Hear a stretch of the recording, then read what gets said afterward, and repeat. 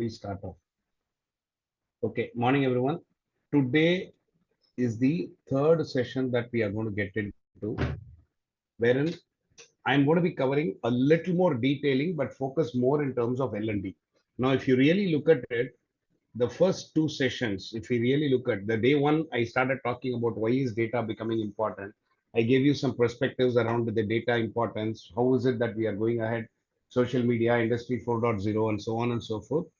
Then introduced you to analytics as a concept. What are the various types of analytics? Then I got into how do I analyze, where do I source the data from, and how has analytics evolved itself? What could be the modeling? And we just saw one case study.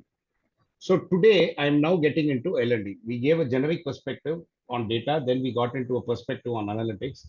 Now we are getting into L&D per se. So today I'm going to be covering technology impact in L&D. Now the focus is primarily going to be on data collection and availability. I'm not going to talk about how AR, VR can be used or how this is going to be done. That is because I'm not going to get into technology advancement, but I'm going to get into the impact of the technology from the perspective of data collection and availability, because our prime focus on this paper is analytics. So I'm going to be focusing more on the data collection and availability. And then I'll probably tell you how the data can be used in L&D. What are the various opportunities? How do I go about it? Which will lead us into saying, why at all should I measure? Some of it we would have discussed there. We will get into a little more detail. And then I will finally talk about what can be measured and how I can measure it, wherein I will also get into a little more detail on the challenges and how do I overcome those challenges. So, so this will set the tone for you. You understood what analytics is, how it has evolved over a period of time, why is data important and all that.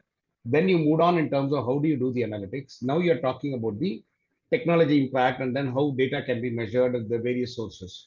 So the next two sessions, the final two sessions will cover in terms of, next session will talk more focusing on what are the measures and how do I design it, strategize it, and all that. And the last session, I'll talk about the tools and how do I create a dashboard. So that will probably give you a completeness in terms of the overall analytics. So that is how this is structured. So let's get into today's thing. As always, I'll start with a question. With all of you being there in one role or the other across HR, which could be L&D, it could be generalist or whatever, or some of you wanting to be in training or irrespective of that, the point that I'm trying to look at is what are your experiences or perspectives on a data-driven learning strategy? Have you seen it being implemented or have you implemented it or are you looking at implementing? Any reflections that you want to share before I get into it? Yes, Mr. Jagannath, go ahead. One criteria that we follow in our organization, and I feel personally that it is the not so good criteria, is that those will be nominated for the training who have not been nominated for in the last 2 years. Now, this typical criteria has got absolutely no meaning in a way, because people may be changing the jobs, maybe job rotations, transfers, promotions, and so on. And then this criteria cannot be applied, number one. Makes Second, sense. when we are talking about the data-driven, there should be the proper inventory, training inventory, each employee wise. And he should not be repeated for the similar kind of training. Otherwise, it will be waste for both of them. For Makes the sense. organization also as well as for the employee. Perfect. Third, what I have observed in our case is people are reluctant, especially at the later age, to join the training because they don't find a value. And if they are cancelling the training, cancelling the nominations, or they are refusing to go for training, then that also needs to be somewhere get recorded. Okay. While renominating them for the further training or so on. And one more thing that what I wanted to know is whether the organizations are looking at the request by the employee. Many times employee put the request, I need to undergo this kind of training. I like this in my day-to-day job, or I want to change the department or portfolio or functionary. So I want to have this kind of training. So that also needs to be considered by the organization. Thank you very Very much. valid point. Very valid point. Great points, Jagannathji. Thank you for that. Anybody else wants to either talk about their perceptions like what Jagannath did.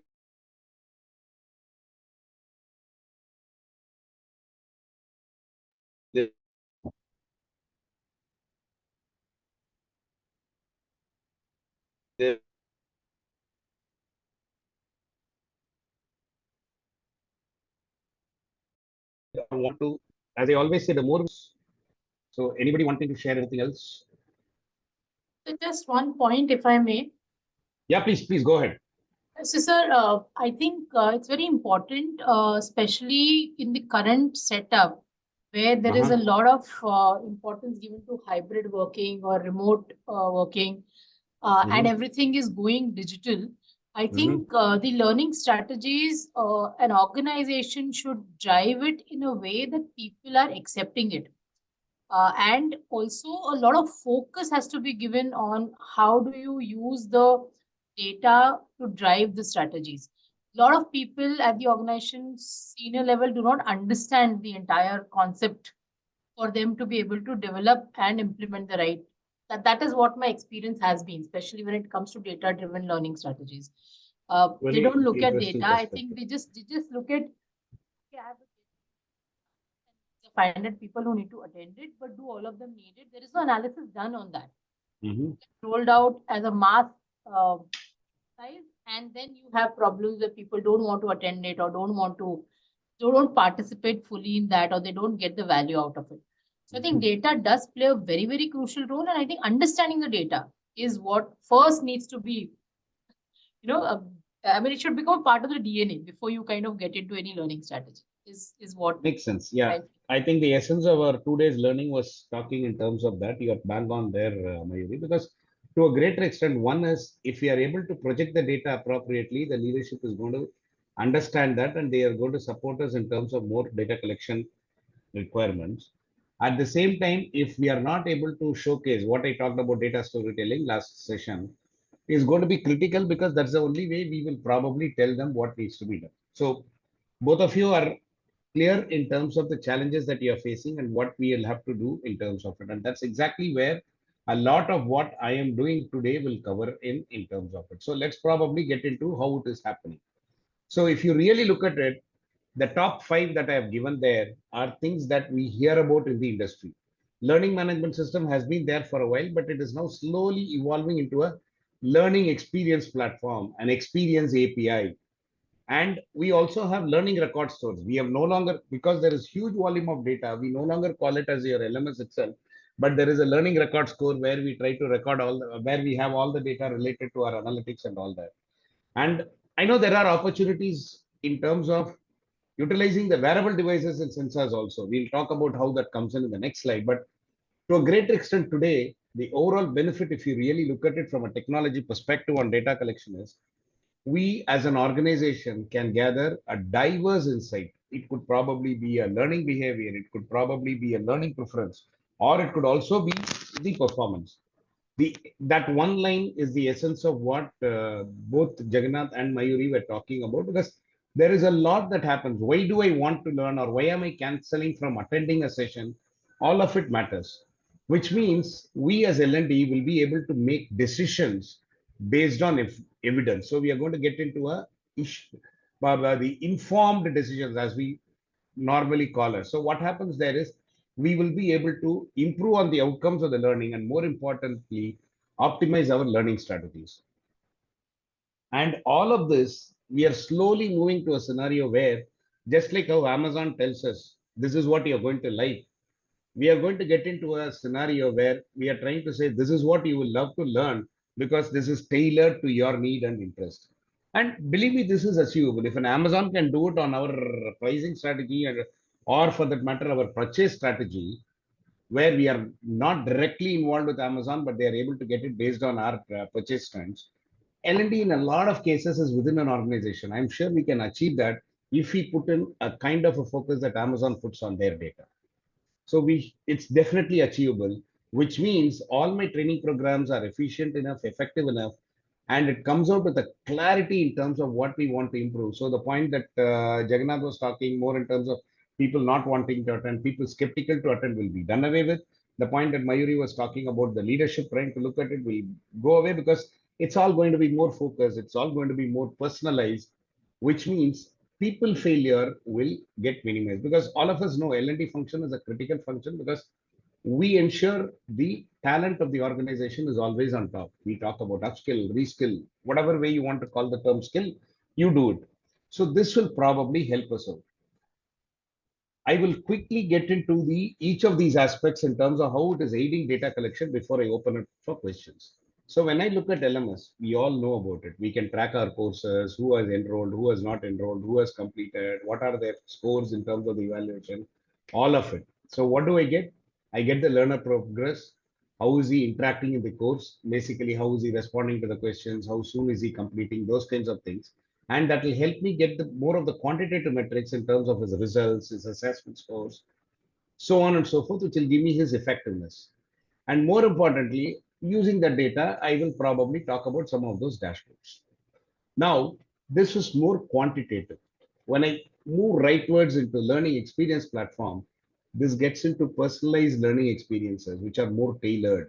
So basically what it does is it will collect data based on the learner's interactions, the content consumption, the collaboration, which means now let's say, for example, the LMS has got discussion boards where you can discuss. The LMS has got the contents you are able to capture in terms of how long does he take in one slide. What is a loaded slide like this versus a single slide, single statement slide? How is he doing it? If this kind of a loaded slide, he moves around in 2 seconds, we know he's not reading it. So those kinds of how the content consumption comes in, which means I will be able to provide insights around his preferences, interests, engagement as well. So I'm moving from quantitative to qualitative, and more importantly, with the discussion summary and all that, I'm providing a social learning, which means there is a peer-to-peer collaboration sitting at home or sitting elsewhere. Now, the third one, what I was talking about is an experience API. This is basically be a combination of LMS and LXP, if I put it in a simpler term.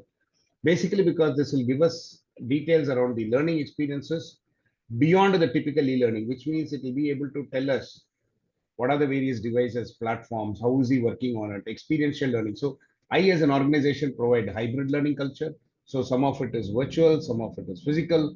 I'll be able to capture all of it because I will be recording data on interactions, the learning contents, where necessary. If I have simulations, I might probably use that, so on and so forth. If I'm a well-established, mature organization, I might have implemented technology. So that will probably help me out in getting it, which means my data collection is getting more granular, which means I get more details. A classic example of an Amazon for the retail sector is what you will get into, which means I will definitely need a large storage system, the LRS. Otherwise, the LMS itself has a database, which can also be extended out into an LRS. Basically, LRS is nothing but a storage platform which stores and manages the data so that you will probably be able to use it wherever you want. Now, today, the challenge that we are looking at is the data related to training. How is it plowing back into your system? The closest is I'll take a manager feedback, but how is it getting back into HR systems? Or for that matter, how is the learning identified during a performance management process coming into the training team so that we are able to capture it? Because this is not going to be a generic training. This is user based. So how am I doing it? So these kinds of things will probably come out better when I use the LRS, which means I will have more comprehensive learning profiles, skill profiles, competency aspects, and all that, and I could do a better assessments. Lastly, sensory devices, wearable devices. I'm just extending it. It's more a wish. Very few integrations have happened, but this is more in terms of trying to see how I'm relating the physical activities and the performance metrics during the sessions. So is he really immersing in the learning that we are trying to give, or is he just a casual listener, or is he not listening at all? With the wearable devices, I can even capture the sleep sensors, so that I will probably be able to have some real-time feedback on the learner engagement, and I can point at them whenever there is something related to it. Now, sometimes when I'm interested, I will probably get in terms of the heartbeat pumping kind of a thing and all that. Or if I'm stressed, I may not be able to concentrate better.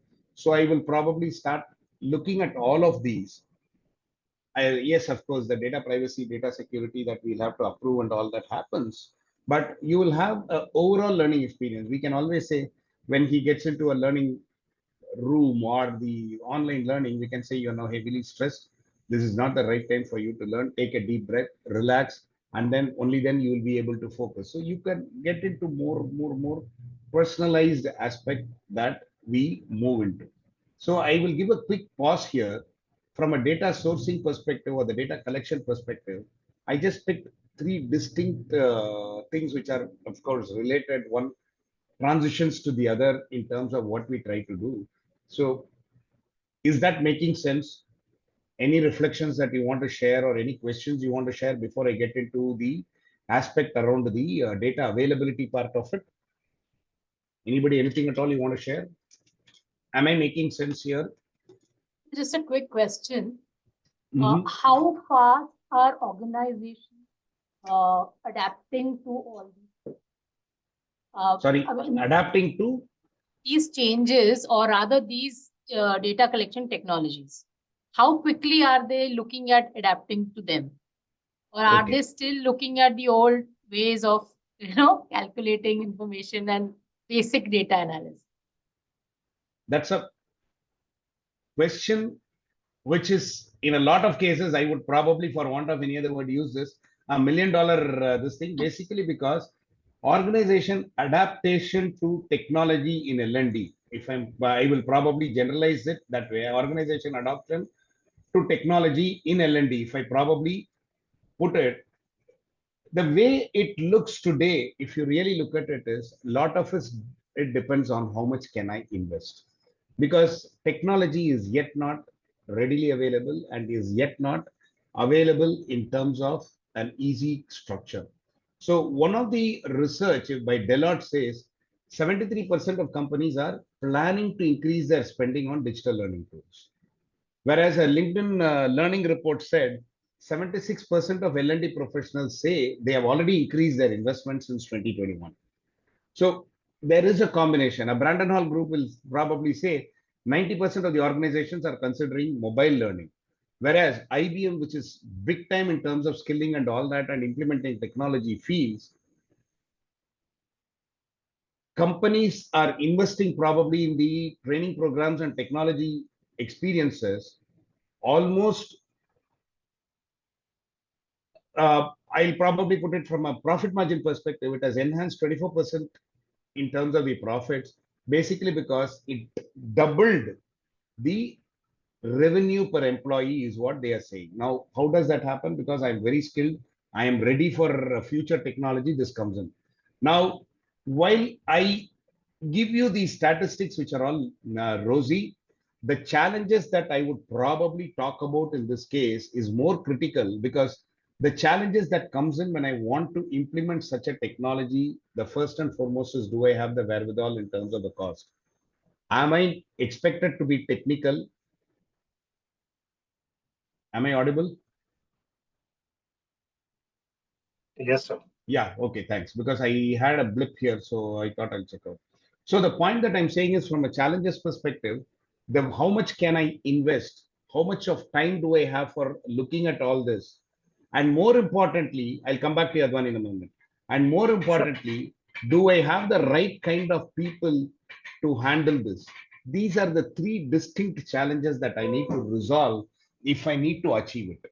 Yes, organizations are wanting to, based on our statistics that I was positioning and all that, we all agree, yes, organizations are wanting to, but the challenges that comes in there are slightly at a higher level, basically because there is a deep investment that is expected. There is a deep investment, there is a deep, probably I will say, a deep engagement that is expected. So the technical issues that I need to manage. Now, how am I going to bring in an accessibility which is more protective, the data protection environment that I will have to do? And more importantly, the cost and budget and integration with existing systems. And the biggest one, even in a physical training, we see resistance to change, like what was brought out by Jagannath in the beginning of the session.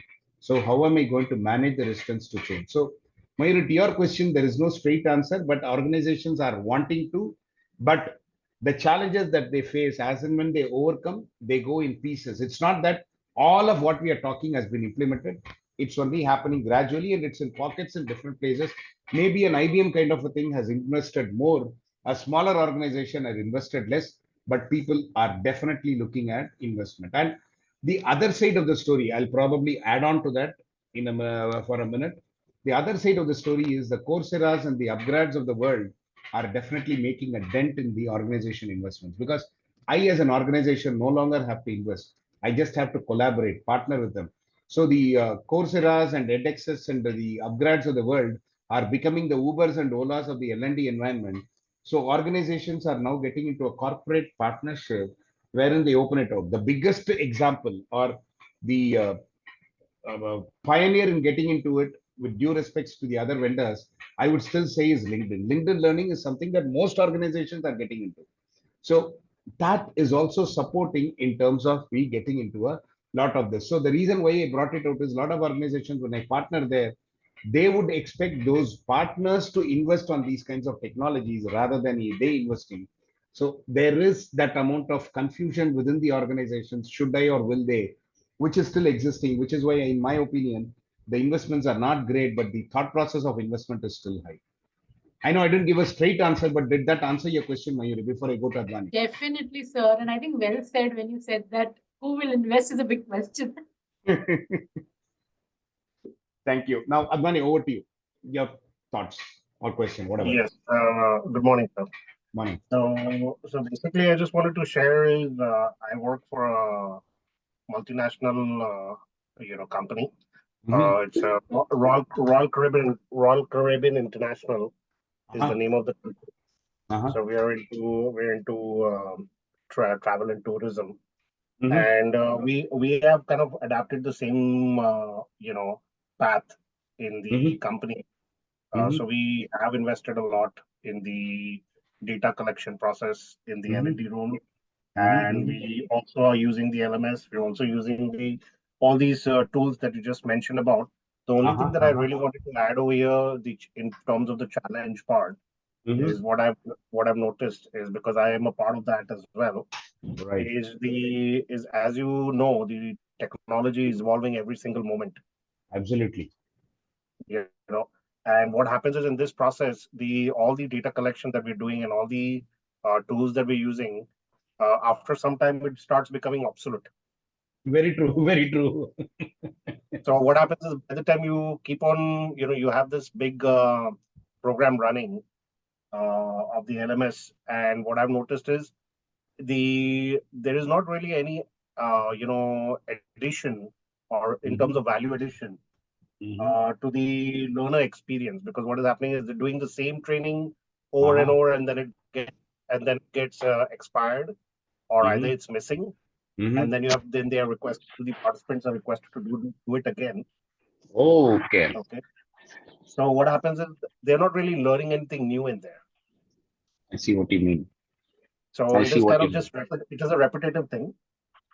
So there's no learning happening in there. So technically speaking, as we talk about the technology, all of these different aspects, what you just mentioned, I personally have my take on this is that there needs to be something more than that. So that is what I want. Absolutely. Thank you. Very well said, Advani. Very well said. Thanks for bringing it up. That's a ground level experience that comes out, which benefits all of us. So the bigger thing is, yes, I see where you're coming from. Now, that is where one point that I made, which Mayuri also concurred, is who is investing? Am I a user who should invest, or am I a service provider who should invest, kind of a thing? By service provider, I mean the Coursera's of the LinkedIn learnings of the world. Service provider are they, and we are the users of the service. So that's one side of the story. The other bigger thing, while I know I'm deviating from the paper here, is how do I identify the right technology and how do I invest on it? There are a lot of things. Being a technologist myself, being in this industry for the last more than 3 decades, I would probably tell you technology fails because we do not choose the right technology. Technology fails because we do not choose the right technology. I'll just finish this advance. So the reason why I say that is because the choice of a technology should be such a way that it is scalable, it is integratable, it is usable. There are a lot of those ables that start coming in. All the adjectives around the ables will start coming in, which in itself is a challenge in a lot of organizations, because we do not have the right skilled people to support, and they may not have the kind of investment that they would want to get an external person to do that, because even today, technology consulting is still like organic food being purchased. There is a premium that goes in, which is probably pulling things down. Yeah, Advani, share your thoughts. Yeah, no, just wanted to add to that same thing, sir. It's just the fact that also the other thing that I noticed Mm-hmm. is, as we talk about, it should be usable. The technology Right, should be usable. right. One thing that one needs to keep in mind, especially in a L&D function, is the kind of audience that you have, because not everybody is tech savvy. Very true, very true. When you talk about all these new learning platforms and new learning LMSs and all these things, you can invest as much as you want, but people are not going to learn, and Very true. if it's not usable and if they don't know how to use it, so first thing you need to train them how to use it. Absolutely. Then they need to understand the program. 100%. I'll and then probably and give then the and example. then Yeah. Go ahead. Sorry, finish it. and then comes the data collection part, and then comes the analysis and all that stuff. Very true. Very true. There, I will probably give you the example of LinkedIn Learning. In the last few years since Microsoft took over LinkedIn, if you really look at it, the front end look and feel of LinkedIn Learning has not changed a lot. But the back end, in terms of the data collection and utilization of data, has really graduated to a level where a lot of insights are coming out. So the reason why I'm bringing it out is that still is usable to most of the people, but at the same time, the backend is enhancing itself.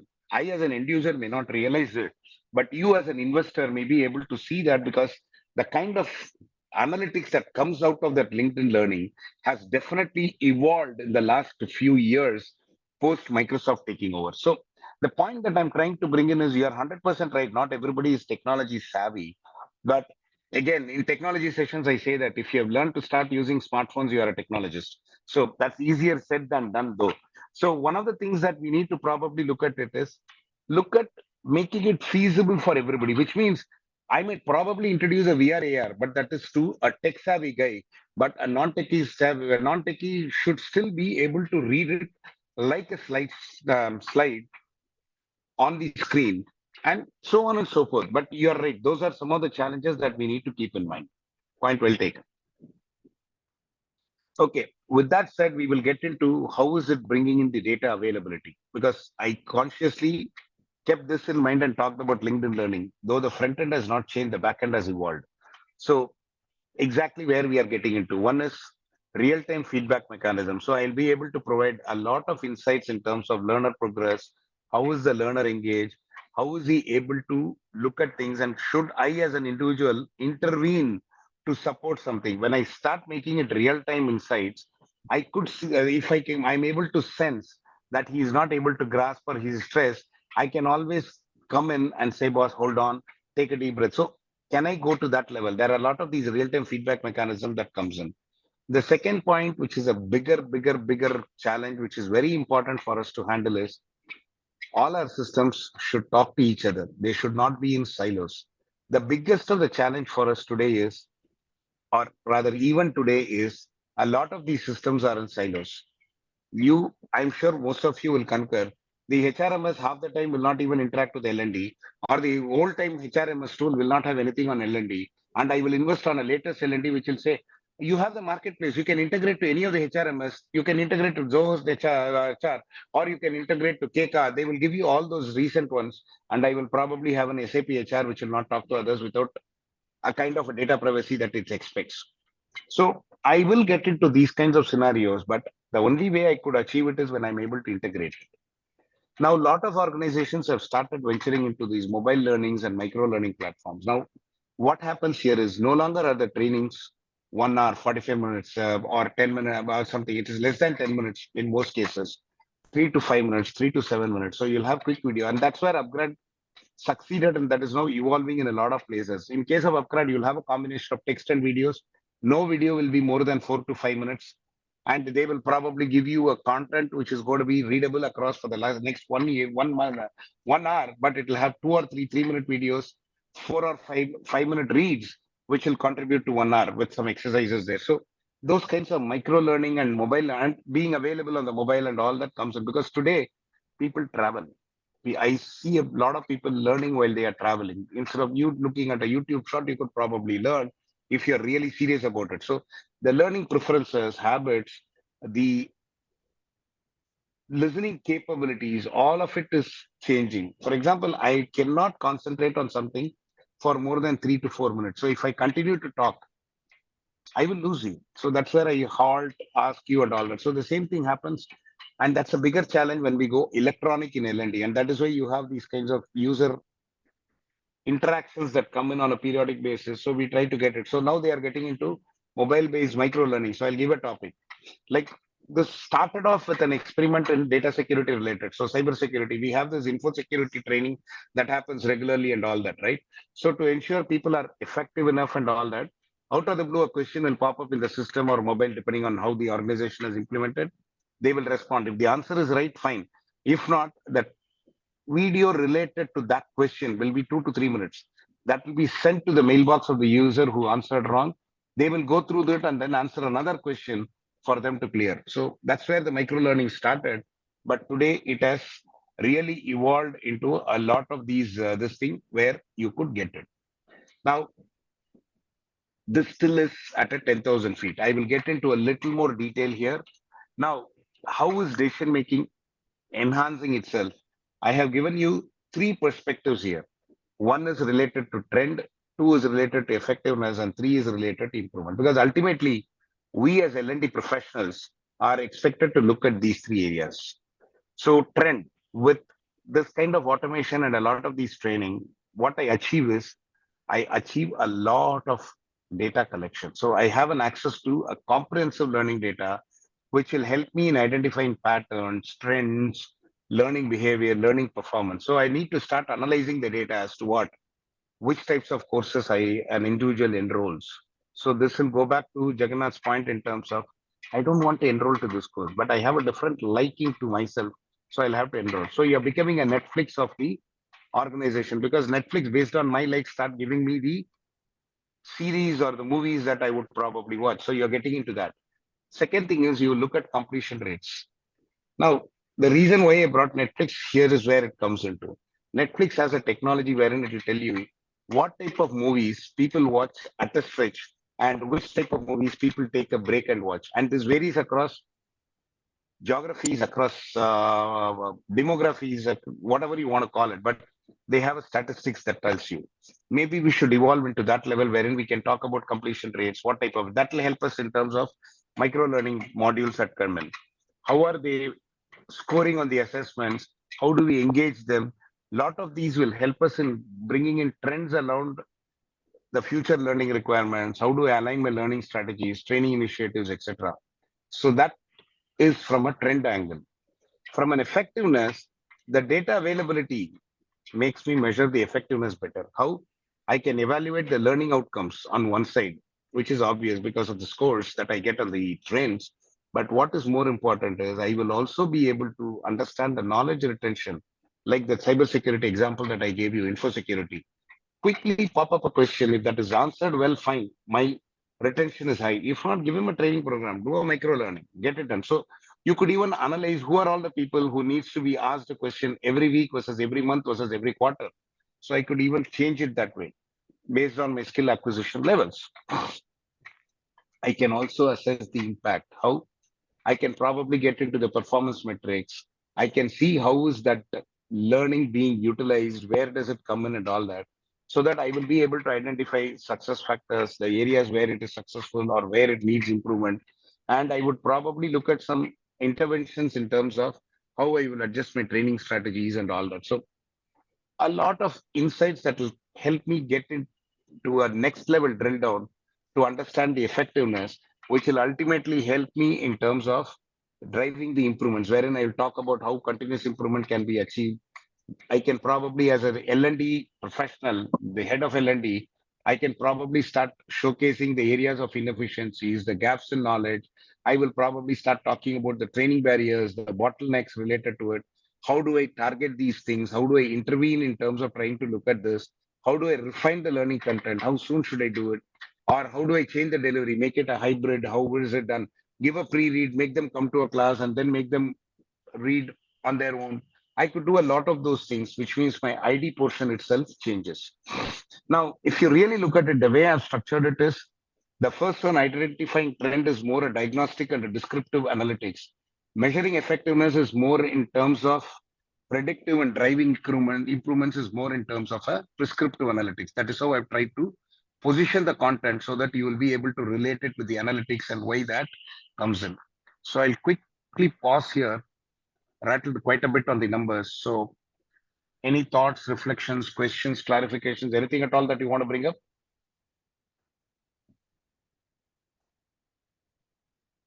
Anybody, anything? Is it making sense to you?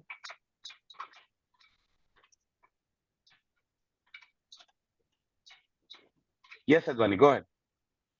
Yes, sir. So basically, based on this slide that you just presented, talking about the trends, talking about the measuring the effectiveness and driving the improvements, I just wanted to share that recently we also had a training that just happened. It was with regards to data security as well.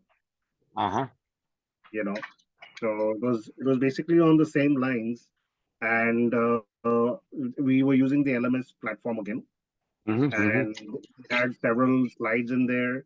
They had several questions in there. They had several videos in there, and so basically it was more to the point that it was a targeted training process. Agreed. So this kind of aligns with that. That was absolutely. Thank you. Makes sense. And data privacy is one challenge that we need to take care of in this, because how much of data is shareable, what is not shareable, is $1 million question. I'm going to be covering that when we talk about the challenges. Correct. Because we handle data every single day, Very true. The confidential part of it, and then the security part of it. How much can you share? What can you share? All of that. That's always a challenge. Was India. Yeah. Absolutely. And so the essence that I'm trying to bring in is, with the data in L&D, I will be able to decide better. I will be able to identify the effectiveness and figure out where to improve, where to focus in terms of improvement, which means I will be able to bring in a culture which is more in terms of continuous improvement, innovations, and all that. So I, as an organization, can evolve into really competitive organization. So the essence in terms of data and L&D goes into that. While yes, Advani has also given his own experiences here, I will give a couple of examples where we could probably look at. One is a personalized learning path. So let's take a scenario. An employee joins a company. He gets rated when he gets recruited. Then he gets done. What gets done is the induction. And let's say, for example, you are taking those two into consideration, using which the L&D department is now bringing in a structure wherein you could create a defined learning path. How? One is, I have his basic skills, which are rated by the interviewer, who's going to take him on later on. I have the induction related thing. How was he in terms of it? And I also know what is the role he's coming in. So the role related requirement was this. I can probably blend these two to come out with a learning path for him, for that employee, which means I'm recommending the courses, the modules, or the learning activities that will enable that employee to not only improve on a skill, but achieve a career goal. So what does it benefit for the employee? Basically, the employee is most importantly able to relate himself with the aspirations based on those trainings, which means he would love to engage himself with the training. So you are able to build in a more personalized setup, which will probably help you out. I know it is easily said than done, like what Advani said, also in terms of the data collection challenges that we need to measure and take care of. But this is one effective way I could probably use data analytics. The second way is probably predictive learning. So all that I'm trying to look at is, I will be able to predict if somebody is an poor performer. Why should I wait for a HR appraisal to put him into a PIP, performance improvement? Can I not see why he is poor? How can I do it? Or if I'm losing an employee, why is he going elsewhere? Can I not upskill him and then give him the career path that he's expecting elsewhere? So I can start predicting in those lines, which means as an organization, we are able to gauge the employee mindset better and retain people better. But as a learner, the biggest advantage that we get is we provide timely assistance for them to overcome the challenge, which means the expect the unexpected is becoming more and more expect the expected. So you are in a better position to satisfy their needs, which will enable them to be with you for a longer duration. And another example is from an effectiveness perspective. So I know what the objective of the training is, what are the goals and all that. So when I, as a learner, understand all this and then I'm put into training, I am able to come out with a clear detailing in terms of how this is relating to my work and how are it relating to the goals. So as a learner, I'll be able to understand what is expected from me, how do I achieve it, and how do you ensure the performance is still on top. So I will be able to relate myself into these. So just thought a couple of examples would probably help, while there are a lot of real life examples that one could relate to. But the essence of all this comes into how effectively am I utilizing data in L&D. The first and foremost is it helps in optimizing the resource allocation. Basically, the resources are allocated in an efficient manner because we know high impact versus this thing in terms of training program, where to invest, how to invest, and then do that. So I will be able to optimize the budget. Secondly, my learning outcomes are improving because I'm making it more evidence based, issue based basically because this is what you need to learn. So you learn and all that. So I'm able to implement strategies which are more closer to a personalized learning experience. So it enables the learner to understand the need better and align better. And as an organization, you get a well aligned employee. And the other thing that I'm talking about is more in terms of the employee himself or herself becomes more developed in terms of whatever they are doing because they are now able to get into the aspect where yes I can improve if I do these because there is a lot of background to it and what they say relates to me. If I say you are a person who can grasp new inventions faster, there is a data behind it, so they will start learning it and then they can come in. So the essence that I'm trying to drive at here is it is really, really important for us to utilize the collected data effectively so that we will probably be able to achieve.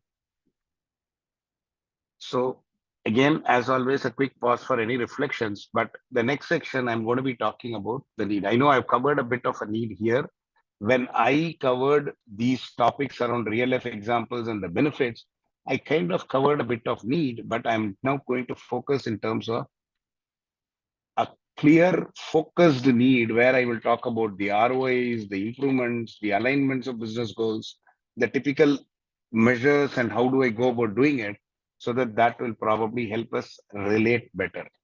But before that, a quick pause. Any thoughts, reflections or questions till now?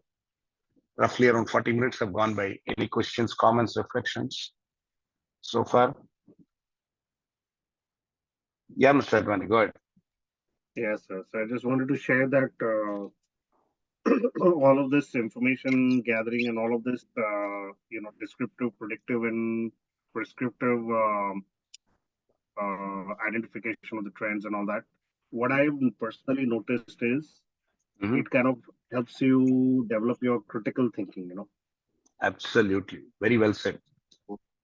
critical thinking, and then what it basically also does to you is you understand the data more clearly, Very true. and also it also kind of gives you you can start analyzing it and use it to the best how it's going to benefit you more, Well said. You're right. and also what it does is it kind of helps you plan your future path, you know Absolutely.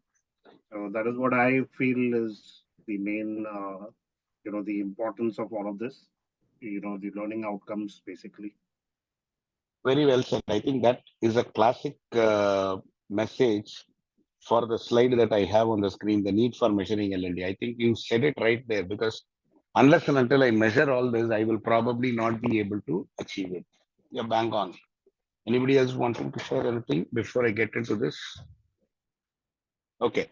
So when I talk about need for measuring L&D, let me pick the first one, ROI, because this is an oft repeated, beaten to death concept that we have been talking all over. And I'm sure even in your course, there are multiple papers which uses this term ROI, but it still is important. We don't have a choice. So we might have to talk about it. The way I look at it is, why do I need this data? Well, the essence is well said by Advani, but I'll probably bring in here some factors related to the ROI part. Now, the first and foremost is, how does it demonstrate ROI? Because I'm able to quantify the outcomes. I'm able to measure the impact of the training. I'm able to identify what are the key performance metrics. I can probably say what could be my cost saving by training an employee to be upskilled rather than hiring a new resource. I can get into those levels. So it helps me understand the outcome better. And secondly, I'm able to align every employee to the organization goals because my training initiatives are aligned to the strategic objectives and the business priorities. Today, we have gone past the OKRs where we are talking. I mean, we have gone into the OKR kind of a concept where we have gone past the MBOs and all that, wherein we are trying to get into scenarios where I'm saying the objective and the key results and all that. So you have this OGSM concept where you're talking about objectives, goals, strategy, and measures, using which the measures become the OKR for the organization, and from there you do it. So there is a lot of the strategy and the business priority that comes out very clear, using which I will be able to align the training initiatives better, and I will know what are the training programs that will go well. So it directly relates to my financials. The third angle is my results are more effective because it's just not an analysis from the L&D team, but I'll just come to you, Mayuri. It is just not an analysis by the L&D team, but it is much beyond. Now the organization is looking at the impact. They are looking at the performance. They are looking at everything. So I'm able to achieve things better, which means I, as an organization, slowly move into a culture of continuous learning because I'm able to evaluate, I'm able to iterate the training strategies, the content, the delivery methods, and I can get it so personalized that I will be able to achieve what I want to better. So it definitely aids in demonstrating ROI. Yeah, Mayuri, over to you. So whilst all of us academically agree that ROI or continuous learning, all of it is very, very important. The irony of the situation is that a lot of organizations don't go beyond measuring L&D in terms of either happy sheets, which is the first level of Kirkpatrick, or maybe the second level, which is probably do a pre-course and a post-course test and say, oh, wow, the training has really been effective because people have learned everything. True. I think ROI measurement is something which people are scared of because they feel that not everything can be attributed to a training program or a training initiative. It could be a market related situation that, let's say, home loan interest rates have gone down, and hence a lot of banks are able to sell home loans to their customers. You did a wonderful program on home loans, but that has got nothing to do with increasing the productivity of the salespeople because the rates were down. So I think it's a very cash-friendly situation. And most of the organizations don't go into that kind of a level where they measure ROI. Very true. See, yeah, you're right. Very true. Because the point that we need to look at here is the biggest one is the moment I say ROI, I link it to financials. I am talking about what is the outflow versus my inflow. How do I look at it? So it is a clear cost analysis, which means from a training perspective, is there a cost attributed to the development of the course, the delivery, the material used, the instructor time? It is in-house, fine, but there is a notional cost that comes in. The technology investments, while that could be a capital, there are a lot of, give me a minute, Advani. So that is something that you'll probably have to look at. And the second angle is, do I have the right kind of data from a data collection? And more importantly, am I able to quantify the result effectively? Because very simply put, I will say ROI is basically my benefits, the difference of my benefit and cost against the training cost, which is a percentage. It is very easy to say that, but how do I interpret it? How do I bring in a qualitative spin to it? Because the challenge today is, what is a performance metric? How do I know what a performance metric is? Now, when I know that L&D is the one which feeds the performance metrics, L&D feeds the training cost, but it doesn't feed the complete employee cost. L&D is a contributor. So I will have to relate it together when I try to look at it and come in. And that is where a lot of these challenges come in, because the other challenge that I would probably see is, as L&D professionals, we provide some of the trainings, but how do we really identify the right kind of training? Do we really look at the business impact? Do we really look at the market trend, as you rightly brought out, in terms of what is coming up? So am I ready? Because the moment I know I have some people who are fast learners, I will train them on a newer skill that is coming up, which means I don't have to hire, there is a saving. So this again goes back to the point that most of these systems in the organizations are in silos, they don't talk to each other, which could probably complicate it. And that's one of the main reasons, Mayuri, in my opinion, why people are not going the full laundry list of the ROI aspect, because there are quite a few challenges. And more importantly, the biggest challenge is, when I do all this, am I getting exposed here? Should I really do it? Is the other introspection that we get into, that sometimes we lose track of. But you're right. ROI, if effectively done, is a way to go. But until then, are we really calculating the ROI? We are just there on R or a O, is something that is debatable. I agree with you on that point. Yeah, Dhwani. Yes, sir. So basically, what I also wanted to add over here was, ROI should Mm-hmm. also reflect it should also reflect on three more things. One Mm-hmm. is the relevance, Mm-hmm. one is the urgency, and the third is the value. Absolutely. And those are Because the what other happens points that over I'm going to here, talk about next. Go ahead. yeah, so okay, so basically what I mean to say over here is, because generally this is what I've experienced myself, is most of the times when we talk about the need of the measuring the L&D, Mm-hmm. it's not relevant, you know. And Right. second thing is, it doesn't build on any urgency factor, because we are just kind of collecting the data and we're not doing anything with that data, and that data is just lying over there. That's it. That's the bigger challenge. It And is the more a third one, showpiece. yeah, and the third one is the value, because there's no value addition to it. Because at the end of the day, if you think about it, the training program that is being held, as we talked about the other challenges, the tech savvy, we talked about the participants, we talked about the outcomes. This is all basically quantifying it, but there's no Right. qualitative results to it. 100%. So what is happening is, you're not giving any value to the participant. You're not adding to the L&D function as. So the True. That's where I overall was effect talking is about that business so the impact. The overall point. effect is the overall effect is, there's no really value to the organization. Correct. That is where that business impact becomes a critical factor for us. Do we really know what the business needs? Are we able to So provide all of what this, it is? so all of these things, when we talk about the ROI particularly, and as Mayuri correctly mentioned, the many organizations, they're afraid to go to the eye level. Correct. Correct. Very true. Very true.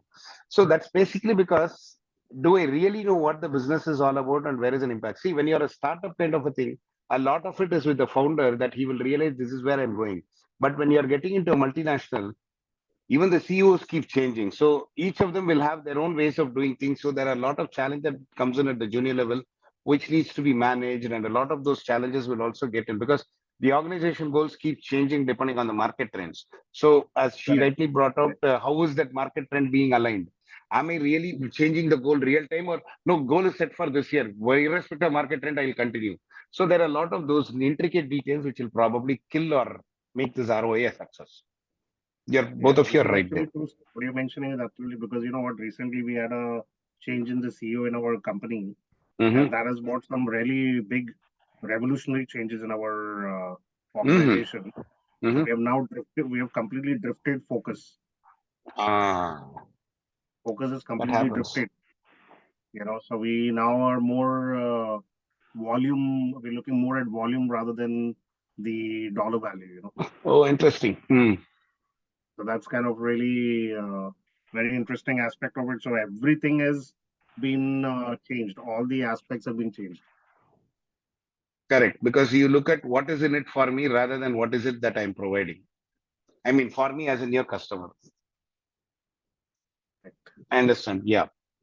So the second point, continuous improvement, this kind of gets into a bit of what Advani was also saying, or what Mayuri was also attributing to on an ROI. Because here what we are talking about is, how are we utilizing the data to understand the learner behavior, understand the training effectiveness, so that I will be able to optimize the strategy. Because while the investment is made, is there a real value out of that investment? That's the ROI. But how can that come in unless and until I provide this? Because this in itself is an iterative approach. Because I need to understand the culture. Are they really data driven in decision making? Is the data going to provide what is the learning? So I become a continuous improvements that are brought out in terms of the learning mechanism we are talking about. How are people assessed, adjusted, and like what was discussed earlier, I have a pre and a post assessment. So I'm good.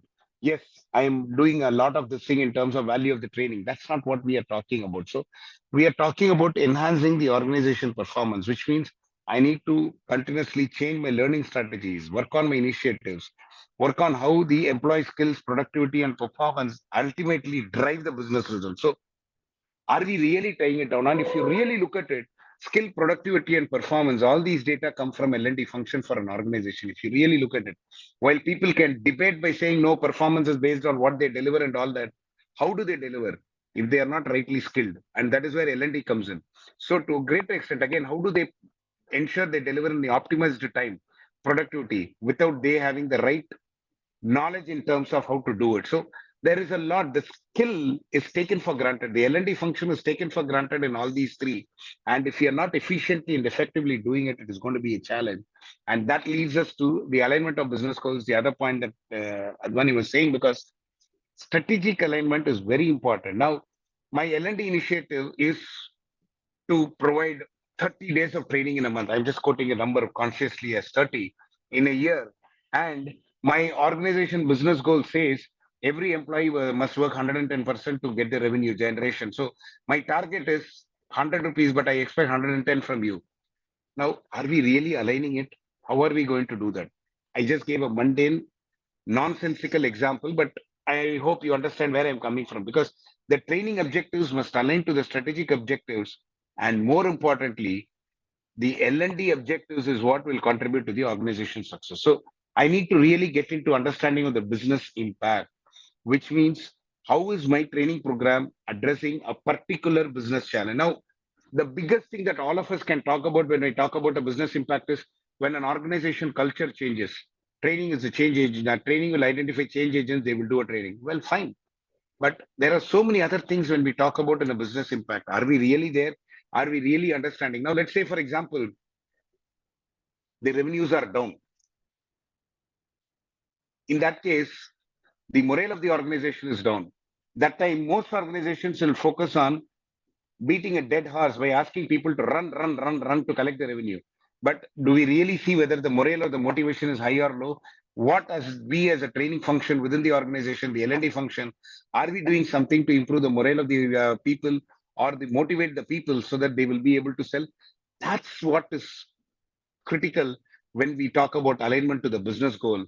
And that is what will be more relevant to the stakeholders, because we are trying to communicate to them that we are there to help you out, provided you help us out. That will mean I am evaluating the organization in a continuous mode, and the people there will not feel let down because they know they get a value add based on that evaluation. And that's where we talk about plowing back of the effectiveness in terms of what we get. That becomes a very critical one if we really have to get into that mode. Hope that makes sense. And that's why I said, Advani, I'm trying to relate into that, because kind of what you said is where the other two slides are getting into to a greater extent, though not in as many words. So now, folks, are you able to relate in terms of how this happens? Anything at all that you want to share? So what are the measurable L&D metrics? Obviously, learning outcomes, the knowledge retention skill. If you notice, I'm not putting in the general learning outcomes that all of us are used to, the typical diagnostic descriptive ones, which is what the engagement is in terms of participation rate. But I'm going beyond in terms of interaction levels, completion rates, the effectiveness in terms of it on the job performance, the productivity, the business results, and ultimately the efficiency in terms of the cost per learner, the resource utilization, and all that. So the biggest importance that comes in from measuring the L&D, if you really look at it, is accountability, strategic decision making, and a culture in L&D. So what do I mean? I am holding individuals and departments accountable for their roles, because the moment I start measuring L&D, my L&D function will have to be on their toes to prove that the entire organization is performing well. So I provide a clear framework in evaluating and the effectiveness in terms of the L&D initiatives, and I become accountable for the resource to understand optimization, productivity, savings, effectiveness, and all that. And that is what is going to give the arms and ammunitions for the leaders and the stakeholders to manage. Now that automatically dovetails into what I call the strategic decision making. Here, the L&D data acts as a foundation, enabling organizations to make choices around resource allocation, program design, implementation design, and all that, which will probably help us identify the strengths and weaknesses of various people, which will help in allocating the resources more strategically in a project. When I want to pick who are all the right people, who could be a good change agent, who could be a good trainer, all of it comes in.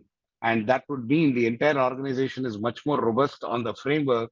So there is a learning and development culture that happens where we all talk about continuous learning. We encourage employees to take ownership in their learning journey, and we try to be transparent. Now, how will that come in? The only way that will probably come in is when I make the employee realize he got trained, he proved himself in terms of the training, so he's knowledgeable. So I gave him the opportunity to apply that knowledge, and today he's growing based on that knowledge. So the training actually helped him grow in his career. That is what is the thin line which will help us achieve all of it. And that can be done only when I measure the L&D. Am I making sense? Any comments here? So ultimately, where am I moving towards? Three towers for the L&D measurement. Evidence-based decision making. We have beaten that to death with kind of data that we are having. Continuous improvement. While we all talk about continuous improvement, like what Mayuri put in, today stops more in terms of I'm providing so much of learning. There is a pre and a post assessment, so I am good. That is not what is continuous learning. The employee should ask for more training. The L&D should be able to give more training. At the same time, the performance should improve, the productivity should improve, the sales should improve. So it's a well-rounded thing that happens, and that can be achieved only with an effective L&D measure, and that would mean the stakeholder engages. So the point that Mayuri brought at the beginning of the session in terms of a lot of time people do not invest because they are not aware in terms of what is happening, or are they doing the right thing in terms of it, gets nullified when I start providing this kind of information. So this is what will help us achieve the goal. So these are some of the things that I can probably achieve as part of the L&D in terms of measuring. So this is why I say L&D has to be measured. Any questions, comments here before I get into the house of the measure? That is, how do I measure it and all that? Any questions here? Any thoughts, reflections before I get into how in measurement?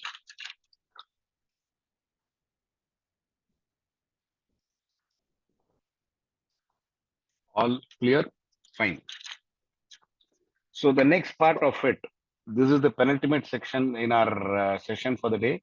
After this is the considerations and challenges that we need to take into my consideration. So this one, measurement methodologies, is what I'm going to be covering.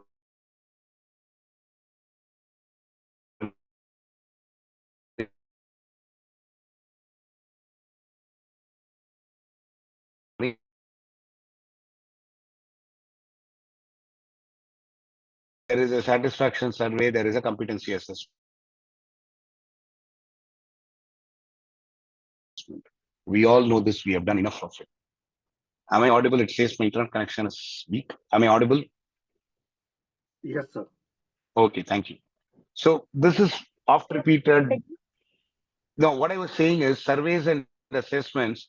This is the oft repeated beaten to death one where we are talking about pre and post training evaluations, the satisfaction surveys, the competency assessments like the proficiency in a skill and all that. This is something which is well known, well done, or we have even beaten to death. But the bigger perspective that we need to look at is the performance analysis. Now, identify the performance indicators related to the job, the productivity, and see how the training impacts. How many of us are really looking into this?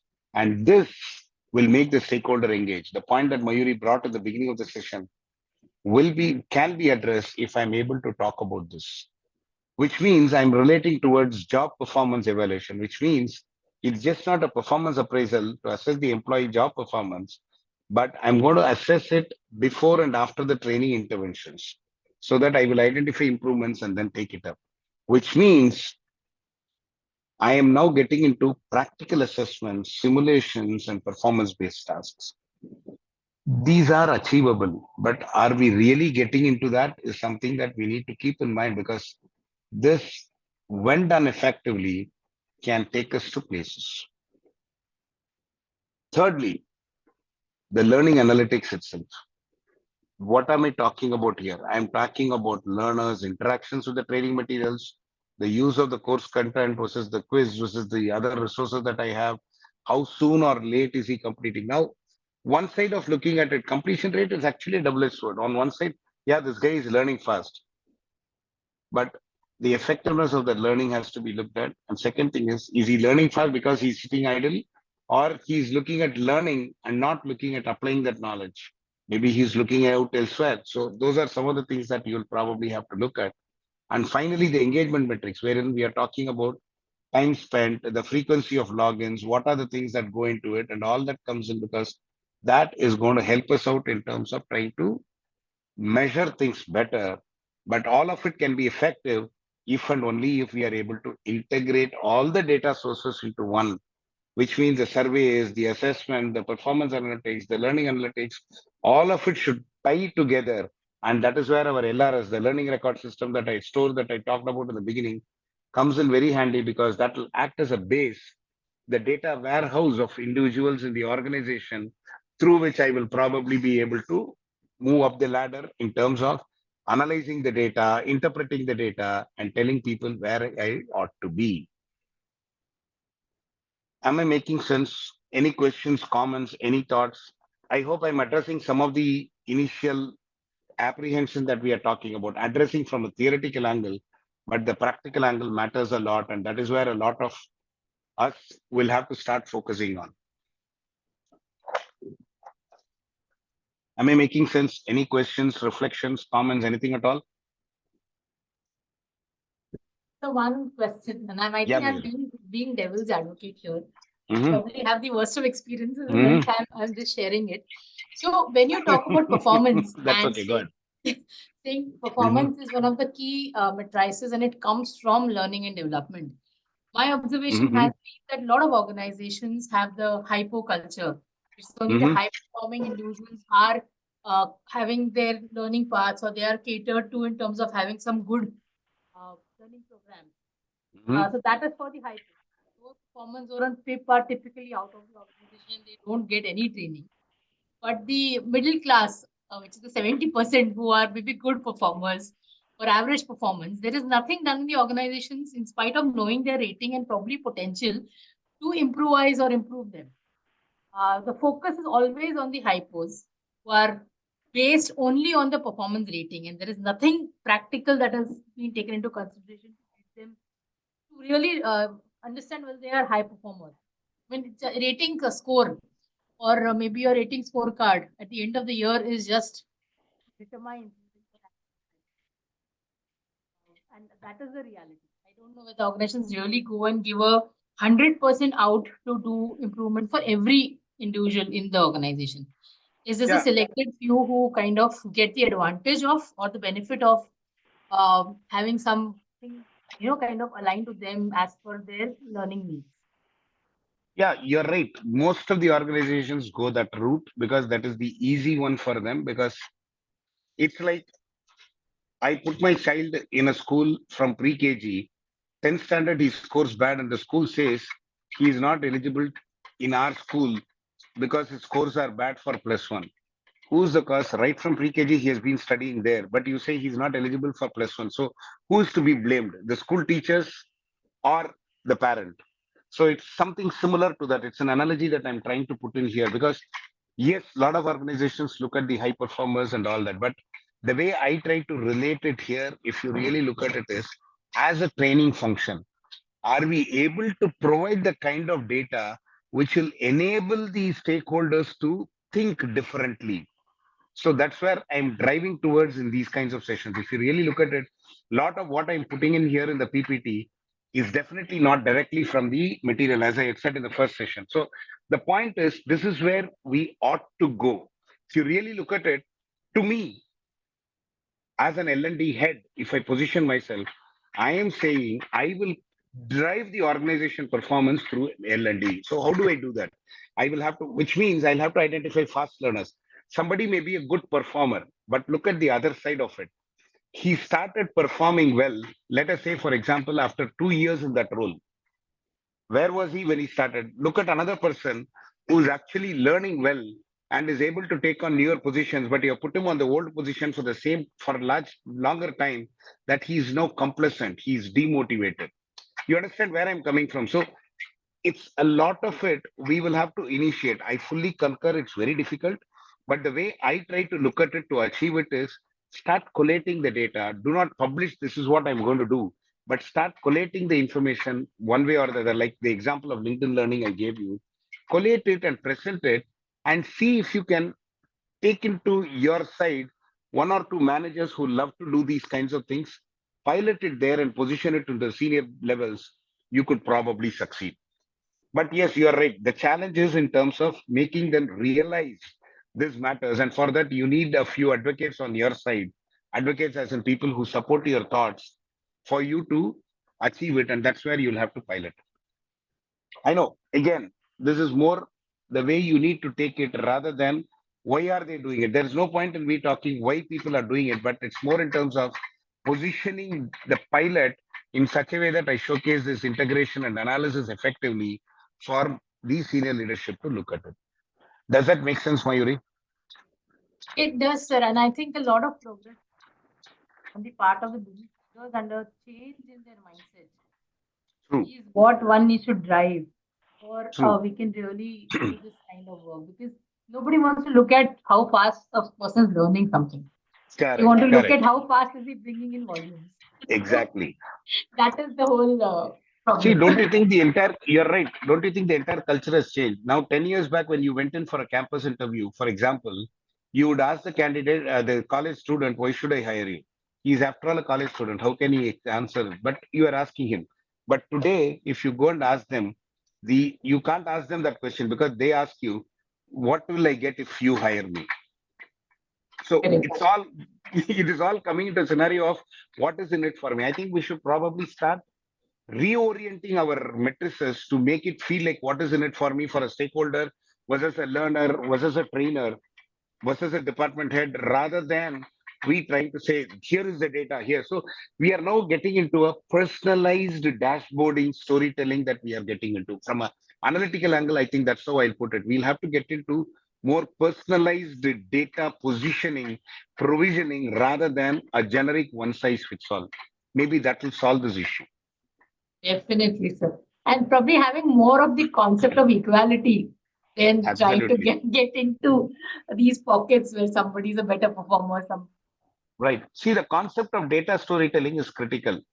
I did touch base that in the last session, but I'll probably talk about it a little more in the final session also, because that is going to be the key, because that is where you will relate to your audience. You need to know what the audience pulse is. As trainers, we all know how to gauge the pulse of the audience. So as training department heads, can't we not do that? We'll have to start moving into that.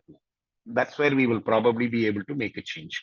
Well, yes, you are right. Some people are looking at this change, but they are skeptical about the outcome, that they still think twice before achieving it. And that's where we'll have to probably engage with them to achieve it. That's how I look at it.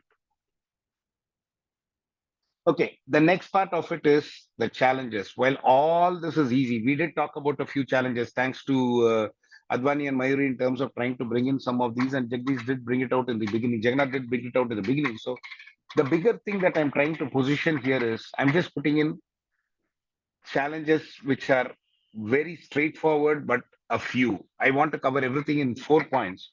So two here, two in the next slide.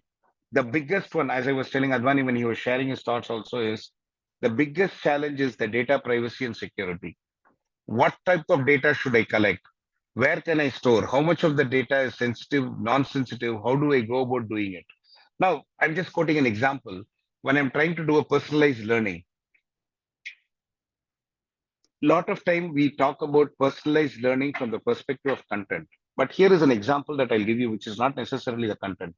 Let me probably position myself as somebody who is colorblind. A particular color combination may not be clear for me. And I am supposed to take a online learning, which is CBT based. In the past, we call it CBT based, which is more in terms of a online learning where it is not something where I have an facilitate. It's not a facilitated training, but it's a self-learning. Suppose if some of those slides are in the color combination that I don't read, do we really take care? Suppose we are an organization, we take care and we allow customization. There are various tools that could help. I don't have to do anything. I just say I'm colorblind, so choose it. The end user will do it. For them alone, it will change. But the point that I'm trying to drive at here is that is a sensitive data. Is that something that needs to be projected out or not? Is one example. Similarly, the data security measures in terms of encryption, access controls, how much of it can be anonymized in terms of it so that I can safeguard the learner information? Am I really into it? Are we really to look at it? And that's where the technology expert is required rather than an L&D expert. So that's a call that we need to take. The second angle really is how do I know what is the real need of the upskilling and reskilling? Now, a lot of it, as we were talking in the last question that Mayuri brought out, a lot of it depends on the business sharing information with us. And that's where if you need to achieve this, you need to leverage the HR business partner role because they are the eyes and ears for the human resource function. L&D being part of the human resource function, talk to them, try to get some kind of challenges that comes in that line of business. See how best you can probably assist in doing it. That will probably help you out in terms of achieving it rather than we trying to say, I have provided so many training, but people are not taking, what can I do? Maybe it is not relating to what I need. So we'll have to change. And the other bigger concern, if you really look at it, is the compatibility issues in terms of the data being silos. Now, when I try to integrate is when I will realize, no, this is a system which got deployed 15 years back. So it does not understand APIs. You'll have to re-enter the data dead. So when I try to enhance, I need to see how much of the existing ones can work and how much of it will have to be redeployed or probably retired is something that I need to look at because today we have evolved into a setup where integration is mandatory.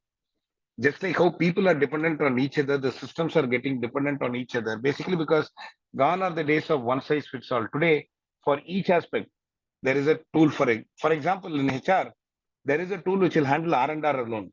There is a tool which handles engagement alone.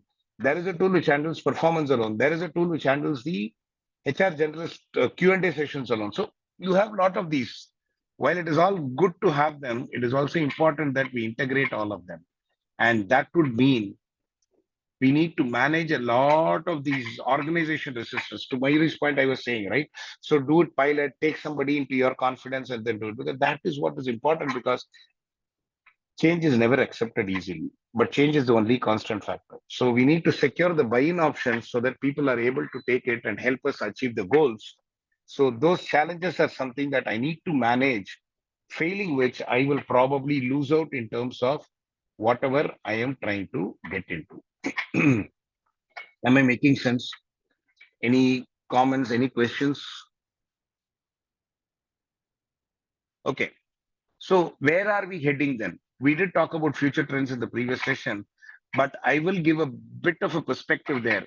Now I am moving more towards AI-driven personalization. So I'm using AI algorithms to personalize the need. Just like how selling is now personalized, e-commerce is personalized, I'm trying to use the relevant content being provided to them by looking at the learning path, looking at the past behaviors, performance, and interest that I will probably do it. Maybe look at a vendor who's investing, or I will probably invest in terms of AR VR capabilities because I will bring in some immersive technology. This is definitely there to stay, and it's a question of time before the L&D functions start using it effectively. That's for sure. As a technologist, I have very high hopes on that. But the most important one that I am looking at is this slide. On one side, I talk about continuous learning ecosystem, which means I am talking about an ongoing skill development. I have a new job opportunity coming in. identify people who are capable enough, get them to learn, acquire that knowledge, apply that knowledge. I can probably get into that, or I can probably enable a lot on the job or self-directed learning, or sometimes even a social learning, collaborative learning within the organization, which will enable them to understand the holistic options. But the bigger thing is the learning platform being more adaptive. Now, what do I mean by adaptive learning platform? The content, the learning paths can be customized to suit the need of the organization. LearnWorlds is one example where you can customize the platform to your need. So those kinds of things is something that you'll probably have to look at, and probably you'll have to get into some cases where you talk about a targeted remediation or have algorithms where personalized instructions can be provided in certain cases. Like if somebody is not clear, they are rereading the same content, you might probably bring in an AI robo or someone who will probably ask questions, interact with them, and then make them understand. Those are some of the things that we need to achieve. And that I could probably be able to achieve if I'm able to align my L&D initiatives towards some of these future trends by investing on the right kind of technology that will enable me to develop the skills rather than readopt something new. I will probably get into developing the skills, which will enable me to adapt a lot of the changes that we are looking at and evaluate ourselves into achieving this. So this is where we are moving towards in terms of what we are trying to achieve. But the challenges that come in is even today we are talking about a training calendar being published. Not many organizations say you don't need a training calendar. Or if I'm, let's say, for example, an ISO certified organization, by default, some of these 9001 certifications ask about a training calendar. Now, I have evolved into a stage where I am picking and choosing what I want to learn. So how do I manage it? So the training and development programs that I'm talking about should be more focused on the need of the hour, where which means I will probably have a bouquet of services on the training calendar. I can pick and choose as a learner. I don't get nominated.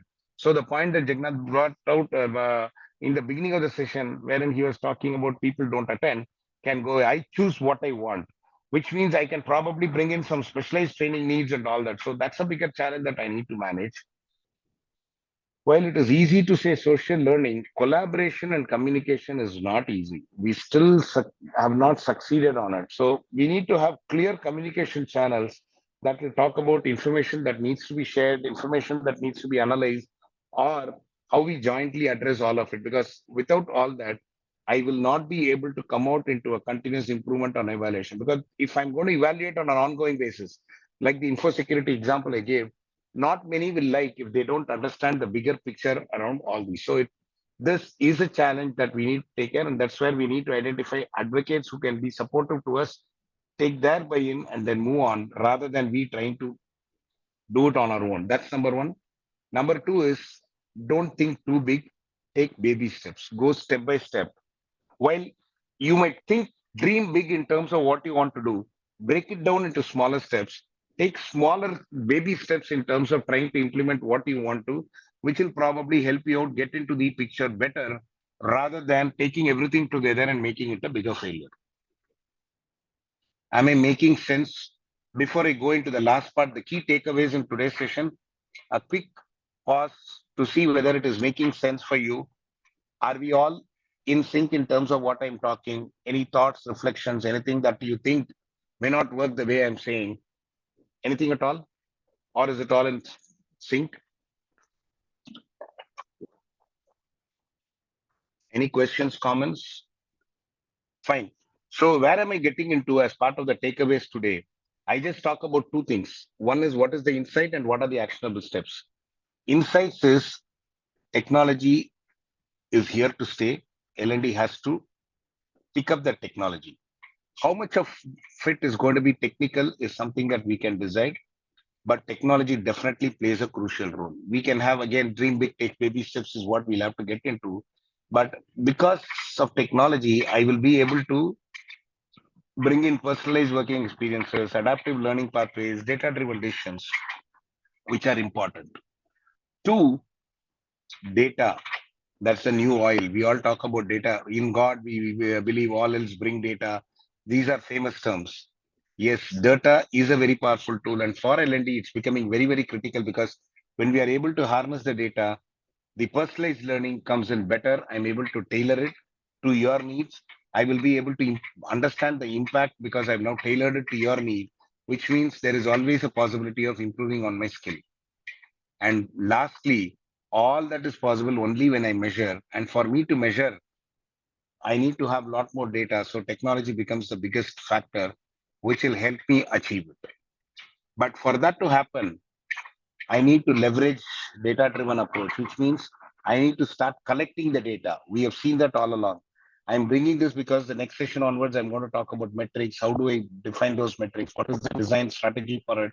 And then how do I present? So it's important that we as an organization have to get into a data-driven approach, which means I as an individual who's driving it should be able to adapt to the data-driven approach, emphasize basically the importance of the data collection. Like we talked about it in the beginning of the session, how many of us really look at the data? Are the stakeholders really getting that kind of a vision that they want to have and all that? That matters a lot.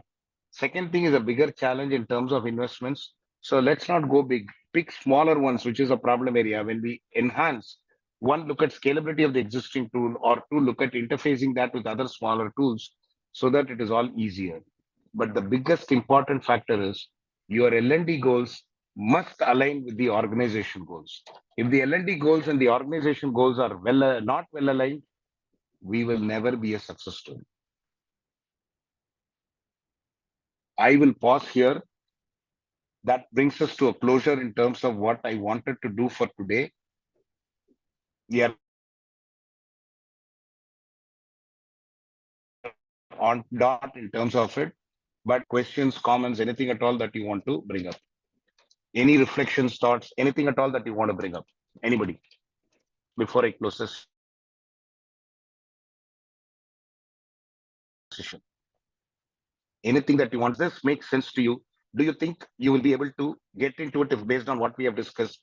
Is it making sense? And are you able to see the relationship we started from day 1 to day 3, how we are aligning all these together? Is it making sense? Any comments, questions, anything at all?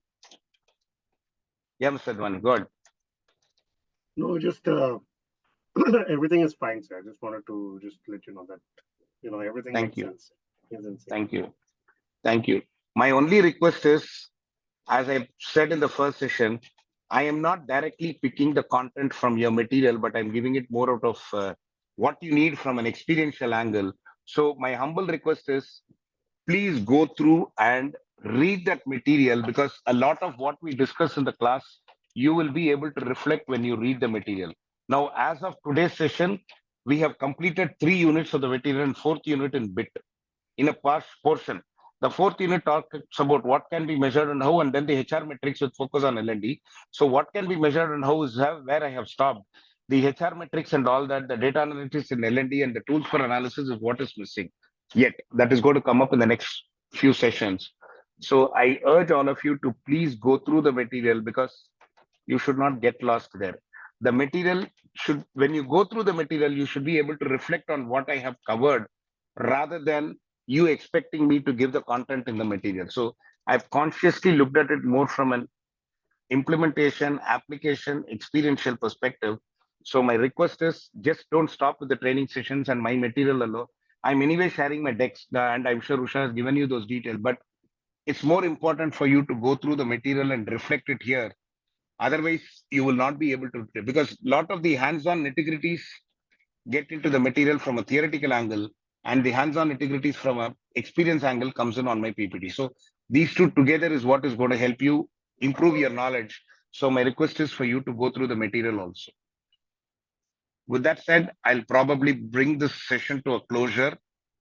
We will catch up again next week. Thanks for your time.